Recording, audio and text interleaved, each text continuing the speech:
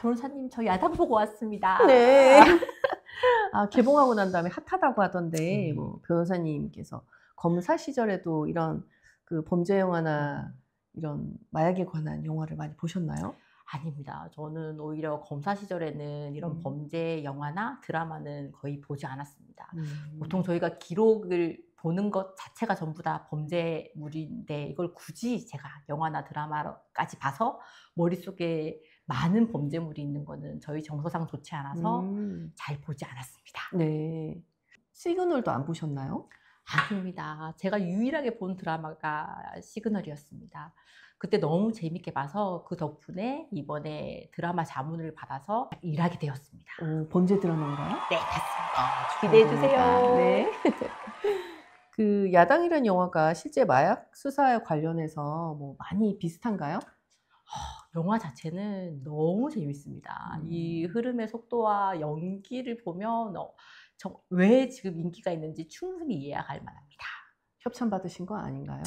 아닙니다. 제가 제 돈 주고 제가 직접 가서 영화관에서 혼자 열심히 보면서 실제 마약 수사와 어떤 차이점이 있는지 이거 비교하면서 많이 봤었거든요.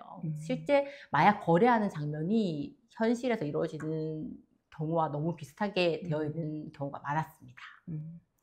요즘에 굉장히 쉽게 텔레그램이나 이런 그 SNS를 통해서 쉽게 구할 수 있다던데 그런 것들이 영화에도 나오나요? 네, 맞습니다. 요즘에 정말 비대면으로 해서 너무 쉽게 거래가 되고 있어서 제가 너무나도 걱정되는 부분이기도 하였습니다. 그것이 영화에 그대로 현출되고 있었습니다. 네. 변호사님, 실제 검사 시절에도 마약 수사를 많이 하셨을 것 같은데, 실제 수사한 그 내용과 비교하면 그 영화는 어떻던가요? 실제 경찰이 마약 수사를 진행하는 방식이랑 검찰에서 마약 수사 진행하는 방식이 좀 달랐었는데 실제는 사실 경찰에서 이루어지는 방식이랑 유사하게 많이 이루어집니다. 그 혐의를 받을 경우에 소변 검사, 머리카락 검사, 채모 검사 이런 것들을 하게 되는데 여기서 양성 반응이 나올 경우에 어떤 식으로 검찰에서 판단을 하나요? 먼저 소변 검사는 양성 여부를 바로 확인할 수 있는 부분이어서 소변 검사에서 양성을 확인되었다면 최근에 바로 뭐 3, 4일 안에 마약을 투약한 것으로 확인되어서 이런 경우에는 긴급 체포나 정말 바로 구속될 수도 있는 상황입니다.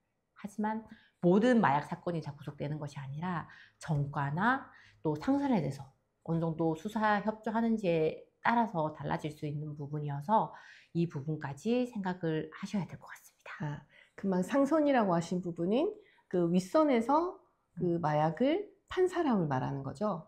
네, 맞습니다. 이거와 관련해서 지금 나왔던 게 이 영화 야당이었습니다. 네. 상선, 본인에게 마약을 판매한 사람을 처벌하는 게 사실 더 중요하지 않겠습니까? 투약자보다는 판매자, 알선한 사람들을 더 엄하게 처벌하는 게 마약 규정이어서 그 사람들에 대한 수사 협조가 상당히 피의자에게는 유리한 양형 요소로 될 수 있습니다. 네, 그렇군요.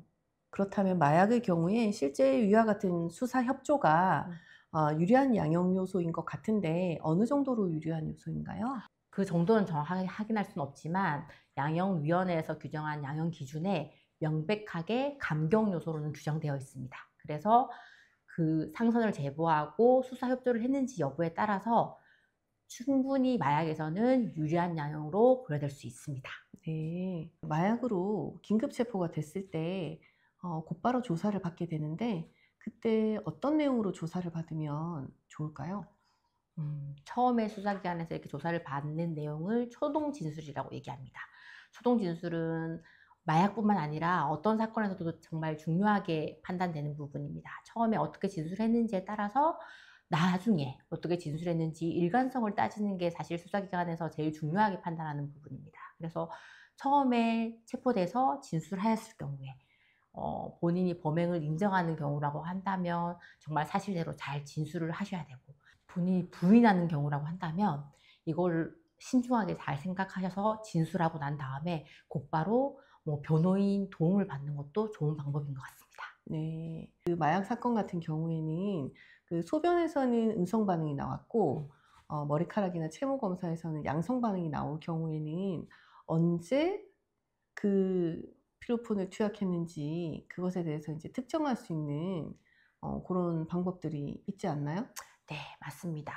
마약을 1, 2회 투약한 정도로는 모발이나 채모에서는 잘 나오지 않습니다. 그러면 상습적으로 좀 투약했다는 건데 그 시기 특정과 관련해서는 모발이나 채모를 이렇게 정말 세밀하게 다 잘라서 머리카락이 자라는 기간만큼을 산정해서 그 투약한 기간을 추정할 수 있습니다. 네. 그래도 절대로 투약하지 않았다고 부인할 경우에는 어떻게 특정을 하죠?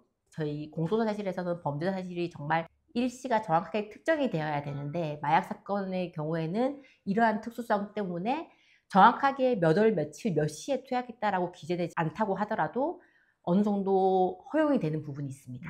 뭐 3월 초, 뭐 4월 말 이 정도로만 특정을 하더라도 공소사실의 특정에는 큰 문제가 없어서 그런 식으로 특정을 해서 기소되는 경우도 빈번히 있습니다. 그 마약을 시작하면 결국에는 정신병원 음. 아니면 교도소 아니면 죽음 요렇게 3 가지 답밖에 없다고 결국에는 그렇게 된다고 하더라고요. 그 처음에 접했을 경우에는 어떻게 여기서 벗어나면 좋을까요? 마약을 끊고자 할 때는 자신의 의지만으로는 절대 안 됩니다. 타인에게 도움을 요청하시는 것도 좋은 방법입니다.